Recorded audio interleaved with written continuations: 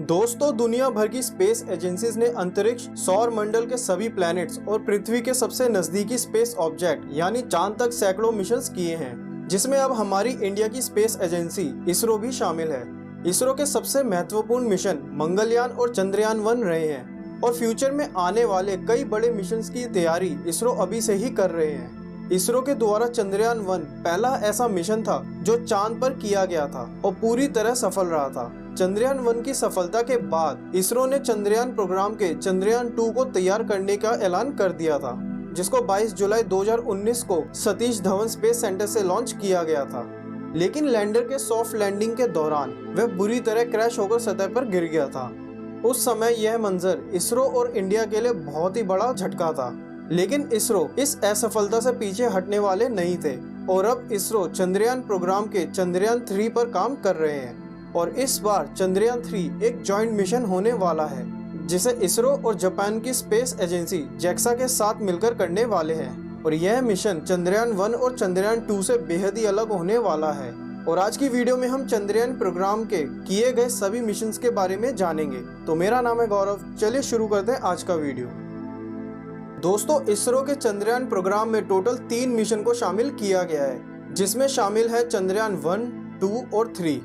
और अभी तक चंद्रयान-1 और चंद्रयान-2 को लॉन्च किया जा चुका है। तो चंद्रयान-3 से पहले चंद्रयान-1 और चंद्रयान-2 मिशन की हिस्ट्री के बारे में जान लेते हैं। दोस्तों, चंद्रयान-1 को 22 अक्टूबर 2008 को श्रीहरिकोटा से PSLV रॉकेट के जरिए लॉन्च किया गया था। फिर 8 नवंबर को चंद्रयान-1 चांद के ऑर्बिट में एंटर कर गया था और 14 नवंबर को जब वह चांद को ऑर्बिट कर रहा था तो चंद्रयान ऑर्बिटर से मून इम्पैक्ट प्रोब को अलग किया गया, जिसे सीधा चांद के साउथ पोल पर क्रैश कर दिया गया था। और इस क्रैश से ही इंडिया दुनिया की चौथी कंट्री बनी जिसने अपने कंट्री के फ्लैग को चांद पर फहराया था। लेकिन दोस्तों, इंडिया का फ्लैग US आर्मी के जैसे नहीं था, बल्कि मून इम्पैक्ट प्रोब को इंडिया के फ्लैग की तस्वीर के साथ भेजा गया था। यह प्रोब चांद के शैकल्टन क्रेटर में जाकर गिरा था और बाद में उस क्रैश पॉइंट का नाम जवाहर पॉइंट रख दिया गया था।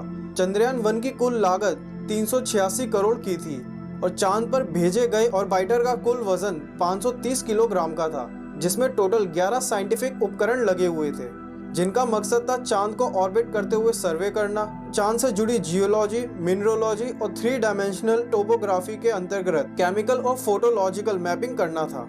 ऑर्बिटर ने करीब 100 मीटर की ऊंचाई से चांद की 3D मैपिंग को पूरा किया था। और फिर मई 2009 में ऑर्बिटर में थोड़ी कम्युनिकेशन में दिक्कत आने लगी थी, जिसके कारण ऑर्बिटर को चांद की सतह से 200 मीटर की ऊंचाई पर कर दिया गया था, ताकि कम्युनिकेशन की प्रॉब्लम थोड़ी कम हो सके।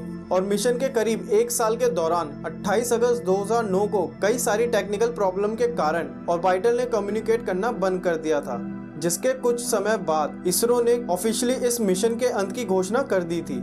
चंद्रयान-1 ने 312 दिनों तक चांद के ऑर्बिट पर काम किया था और यह इसरो का बहुत ही बड़ा सफल मिशन रहा था, जिसमें चंद्रयान-1 ने कई बड़ी उपलब्धियां हासिल की थी, जिसमें सबसे बड़ी उपलब्धि थी चांद के साउथ पोल में फैले क्रेटर में मिले पानी से जुड़े मॉलिक्यूल्स, जो चांद की सतह के नीचे दबे हुए हैं। चंद्रयान-1 की इतनी बड़ी खोज के बाद इसरो ने चंद्रयान प्रोग्राम से जुड़े चंद्रयान-2 को लॉन्च करने का ऐलान कर दिया था, जिसे 2013 के लिए फाइनल कर दिया गया था। और इस मिशन में इसरो अकेले नहीं बल्कि रशिया भी साथ में काम करने वाले थे, जिसमें इसरो और रोसकॉस्मोस के बीच एक एग्रीमेंट भी साइन हुआ था, जिसमें इसरो चंद्रयान-2 पर मुख्य रूप से काम करने वाले थे।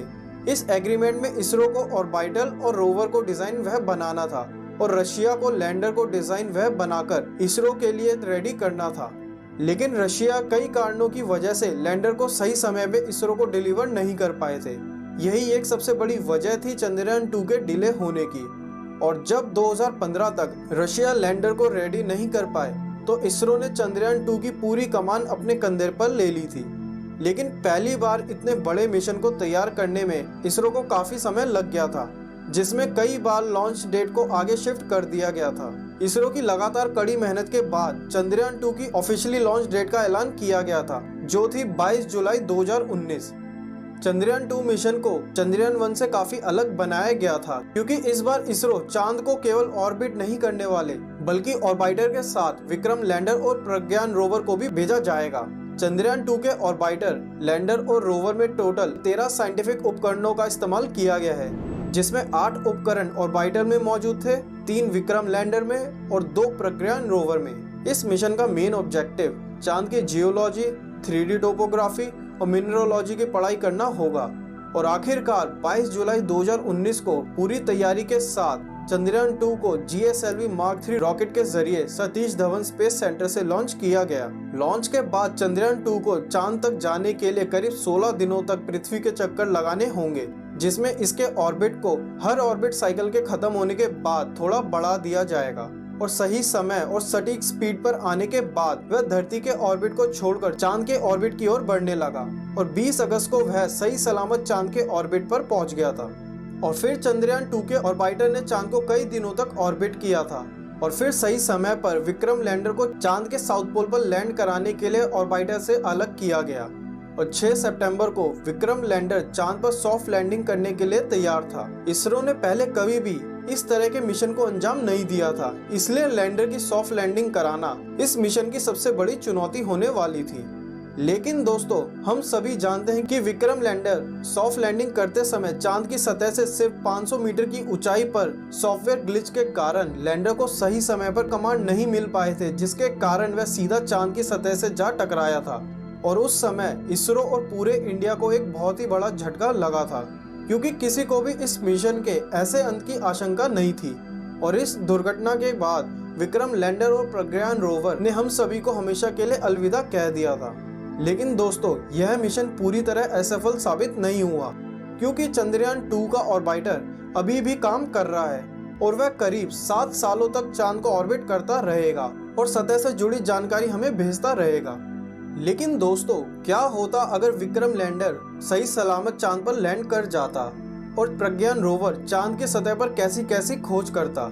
अगर विक्रम लैंडर चांद की सतह पर सॉफ्ट लैंडिंग करने में कामयाब हो जाता तो लैंड के करीब 5 घंटे बाद सभी सिस्टम को चेक करने के बाद प्रज्ञान रोवर को चांद की सतह पर डिप्लॉय किया जाता, जिसके बाद प्रज्ञान रोवर चांद की सतह पर अपने दोनों उपकरणों जो है लेजर इंड्यूस ब्रेकडाउन स्पेक्ट्रोस्कोप और alpha particle induce x-ray spectroscope, ये दोनों उपकरण चांद की सतह की जियोलॉजी और केमिकल एलिमेंट की कॉम्पोजिशन की पढ़ाई करेंगे और चंद्रयान 1 के द्वारा ढूंढे गए पानी के सबूतों का भी अध्ययन करेंगे। इस मिशन में विक्रम लैंडर और प्रज्ञान रोवर को एक ल्यूनर डे यानी पृथ्वी के 15 दिनों के लिए डिजाइन किया गया था, क्योंकि इसरो को डर था कि दोनों लैंडर और रोवर चांद के ल्यूनर नाइट के बाद काम करने योग्य नहीं होंगे, क्योंकि रात में चांद पर टेम्परेचर -230 डिग्री तक चला जाता है। इसलिए अगर यह मिशन पूरी तरह सफल हो जाता तो हमें और पूरी दुनिया को चांद के साउथ पोल से जुड़े राजों के बारे में पता लग जाता। लेकिन दोस्तों, निराश होने वाली बात नहीं है, क्योंकि इसरो एक बार फिर से चंद्रयान प्रोग्राम के चंद्रयान 3 की तैयारी में जुटे हुए हैं। आखिर कैसा होने वाला है चंद्रयान 3 का पूरा प्रोजेक्ट, जानेंगे इस मिशन की पूरी स्टोरी अपने अगले वीडियो में। तो दोस्तों, आज के लिए इतना ही। अगर अच्छा लगा हो वीडियो तो लाइक करें, कमेंट करें और अपने फ्रेंड्स और फैमिली के साथ शेयर करें और ऐसी वीडियो देखने के लिए ब्रह्मांड टीवी को सब्सक्राइब करें। तो मिलते हैं गाइस नेक्स्ट वीडियो में, तब तक के लिए थैंक यू, बाय।